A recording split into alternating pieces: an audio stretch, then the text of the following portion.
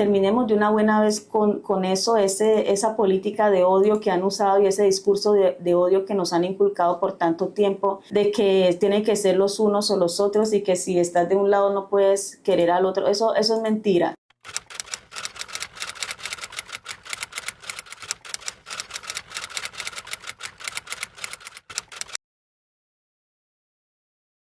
Yo pienso que esas cosas ya hay que mandarlas a recoger. Yo personalmente crecí en medio de ambas comunidades, conozco perfectamente ambas comunidades, he tenido el placer de tener amistades de ambas comunidades y finalmente Hillary es una consecuencia de todo lo que es San Andrés y San Andrés somos todos nosotros. Entonces quiero que vean en Hillary un pedacito de todas las esquinas de San Andrés.